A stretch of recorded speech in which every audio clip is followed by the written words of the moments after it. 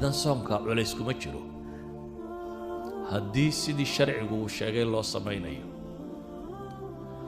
waxaa ilaahay ina farayaa sababtu waa maxay lacalakum tattaquun ina mansilatu taqwa gaadhaan aslu lcibaadaba mansilatu taqwa bay ku gaadhsiisaa yaa ayuha annaasu icbuduu rabbakum اعبدوا ربكم الذي خلقكم والذين من قبلكم لعلكم تتقون با إلهي يدي واردضوا ربكين عابدا إذن كايدن أبو ريكو إذن كهر ريبا محاو عابد إسان لعلكم تتقون كي تتقون هذا با أيها الأحبة وحين أبا هنا رمضان اللو ديار قروبه منافقين تكهر داي دقالك إذا بتنعد ردارك النبي قولي دقالكي دقال maxaa la yidhaha tabuuk markii loo baxayey tabuuk waa dowlad weyn baa dagaal lagala hortegayay oo dowladdii romanska iyo dadkii raacsanaaya wakhtiguna wakhti kulul buu ahaa oo wakhtigan khaliijka 40 iyo 50 ka dhacaan yani wakhti samara xagaaya bay ahayd dabeetana bil wakhti ku dhadhowna waa la hulweynaya xagaaga marka ragii daacadda ay ka ahaydna way u diyaar garoobeen inay lugta iyo wuxuu fuuli lahaa iyo bishaas siduu socon lahaa kuwii waxay fuulaan waayeen mu'miniinta ahaa waa kuwii nebiga u yimi iyagoo ooyo le ilaahay rasuulkiisa iyo wax la saar ma haysano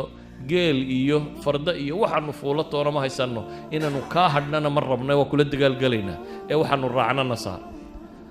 qolaa jirtay munaafiqiin oo iyagu maadaama noloshu ay adkaatay xagga kale marka laga eegana waa waqtiga timirtu bislaato oo beerahay lahaayeen carabtu waqtigaas ay u bislaataa marka nimankii munaafiqiinta iyagu marmarsiiyay sameeyana way hadheen ilaahay oo qadiyadooda ka warramaya baa wuxuu yidhi walow araadu alkhuruuja laa caddu lahu cudda baa ilaahay yidhi hadday marka horeba iraada doonitaan hadduu jiray inay rabaan inay baxaan way u diyaar garoobi lahaayeen baa ilaahay yidhi subxaana wa tacaala ee diyaar la'aantu waxa ay tilmaamaysaa inaanay rabin maxay inay baxaan haddaba soomku ayuha alaxiba wuxuu inaga rabaa diyaargarow wuxuu inaga rabaa diyaargarow ah inaynu u diyaargarowno mansiladii loogu talagalay qofka mu'minka ah soomku inay gaadhsiiso inayna gaadhsiiso sida awgeed ayaa salafi lumma marka ramadaantu soo dhowaato waa ku farxi jireen desaan ugu farxinba qofka muslimka ah rukun arkaantiisii diinta aba ku soo socdee soomay rumaysnin islaamkuba inuu shan rukun ku tiirsan yahay shan asaloo waaweyn buu leeyahay shanta asal maxaa ka mid ahaa shahaadada iyo salaad iyo zako iyo soon iyo xaj idan rukun ka mid ah arkaanul islaamkii markuu soo socdo qofka mu'minkii wuu diyaar garoobaya nabi maxamedna calayhi salaatu wasalaam saxaabadiisa wuu ugu bishaarayn jiray حديث صحيح السنن النسائي فيها لو النبي لي أتاكم رمضان شهر مبارك فرض الله عز وجل عليكم صيامه تفتح فيه أبواب السماء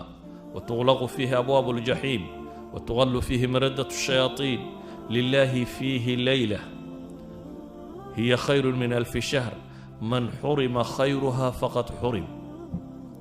نبي الصحابة الله الله رضوان الله عليهم أيها النبي صلوات الله وسلامه وحليه ورياده رمضان بايدين تيمو النبي لي وبالبركة سنة رمضان وبركة سنتي دمانتي إلهي وحيد كو واجب يا لي النبي لي صون